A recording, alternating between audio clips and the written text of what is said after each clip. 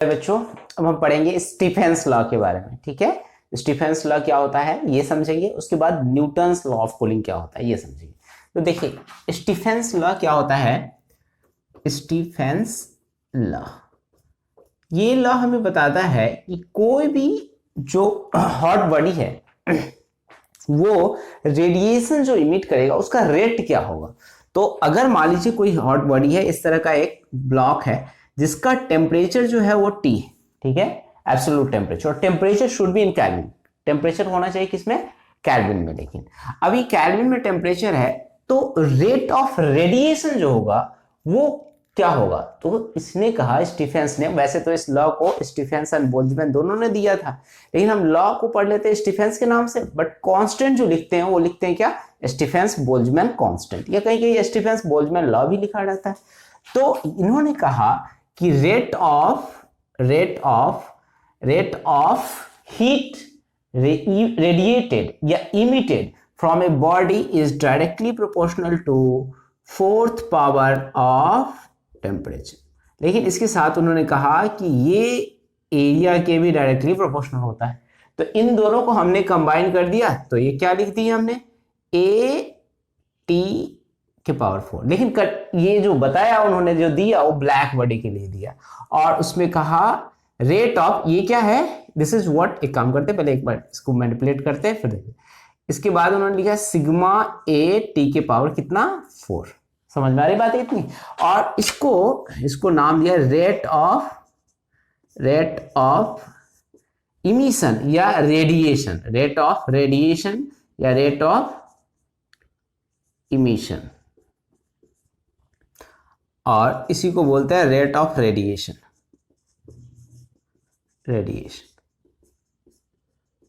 Okay, तो इसको जब लिखेंगे वो क्या लिखेंगे हम यहां पर, sigma is what, sigma is called Stefan's Boltzmann constant. इसी को कहते हैं क्या, स्टीफेंस बोल्ट्जमैन कांस्टेंट, बोल्ट्जमैन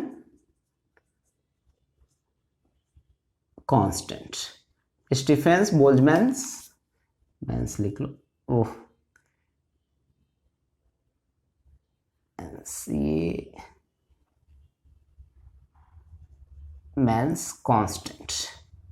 और इसकी जो वैल्यू होती है बेटा, होती है कितनी, 5.76 इंटू 10 की पावर -8 जूल पर सेकेंड।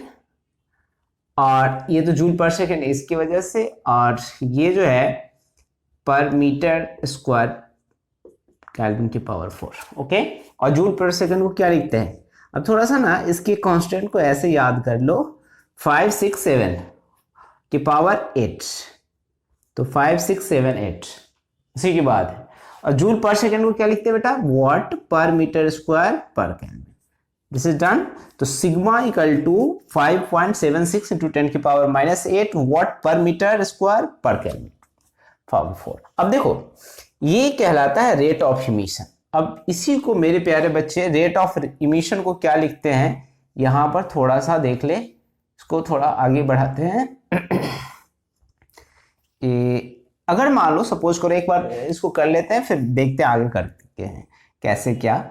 ये यहां अगर मान लो हमने इनक्लोजर में डाल दिया, ठीक है, कोई ब्लैक बॉडी है और इसको हमने किस में डाल दिया, इनक्लोजर में, तो यहां से हीट रेडिएट होगा और ये हीट क्या होगा, इस सरफेस द्वारा, या कह लो कि सराउंडिंग है, मान लो कोई इनक्लोजर का मतलब यहाँ सराउंडिंग भी हो सकता है, कोई हॉट बॉडी है, जैसे ये मार्कर है, ये गर्म है, और सराउंडिंग का कुछ टेम्परेचर है, वो सराउंडिंग का टेम्परेचर कुछ एब्जॉर्ब कर रहा है।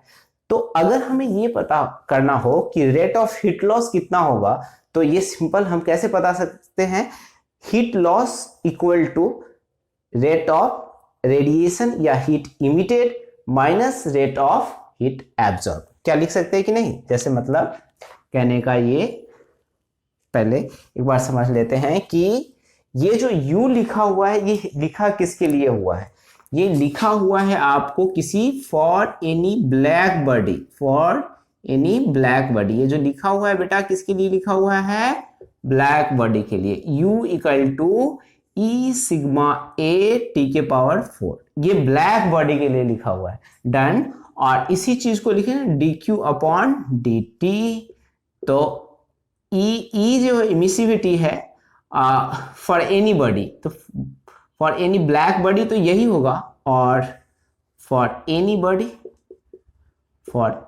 बॉडी किसी बॉडी के लिए, किसी भी बॉडी के लिए। अब देखो एक्चुअली में होता क्या है कि इमिसिविटी का जो वैल्यू होता है ब्लैक बॉडी के लिए 1 होता है, और यहाँ जो होगा ये जो हम लिखेंगे एनी बॉडी के लिए वो तो डिफरेंट होगा ना, एक तो होगा नहीं, तो इतना लिखेंगे।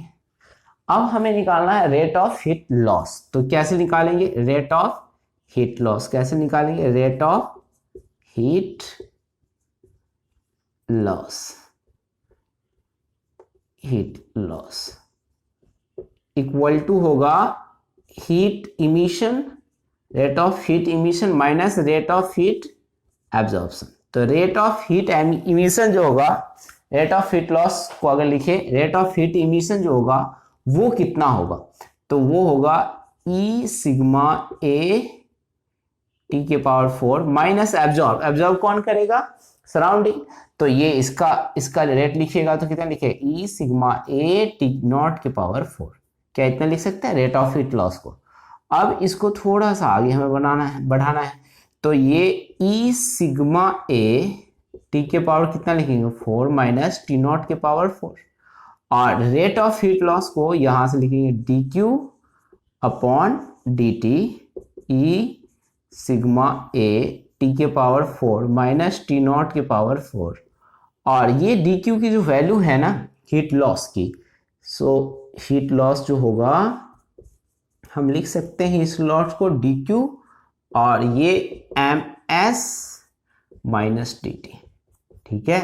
तो हीट लॉस यहाँ पर rate of heat loss M S D T, और ये यहाँ लिख देंगे तो क्या हो जाएगा M S D T upon D T, और ये ई सिग्मा ए टी के पावर 4 माइनस टी नॉट के पावर 4, और D T upon D T अगर लिखना है तो D T upon D T, ये माइनस में है तो ई sigma A upon M S T के पावर 4 माइनस टी नॉट के पावर 4। ये इस तरह से इसको कहते हैं रेट ऑफ हीट लॉस को। यहां पर क्या कह सकते हैं, ये टर्म जो दिया है उसका मतलब क्या है रेट ऑफ कूलिंग, क्या मतलब है इसका, minus D T upon D T को लिख सकते हैं, ये this is called D T upon D T को कह सकते हैं rate of cooling, rate of cooling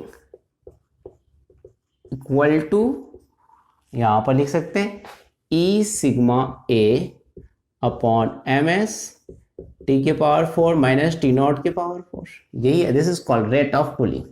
okay, अब इसमें हमें सारा चीज पता होना चाहिए। एम एस क्या है, M mass of the substance है, एस स्पेसिफिक हीट है, ये इमिसिविटी है, सिग्मा क्या है स्टीफेंस बोल्ट्जमैन कांस्टेंट, और सरफेस एरिया जो ब्लैक बॉडी या किसी भी बॉडी का जिसका इमिशन हो रहा है उसकी सरफेस एरिया, तो जितना ज्यादा सरफेस एरिया होगा उतना ज्यादा रेट ऑफ इमिशन होगा, सिंपल सा है।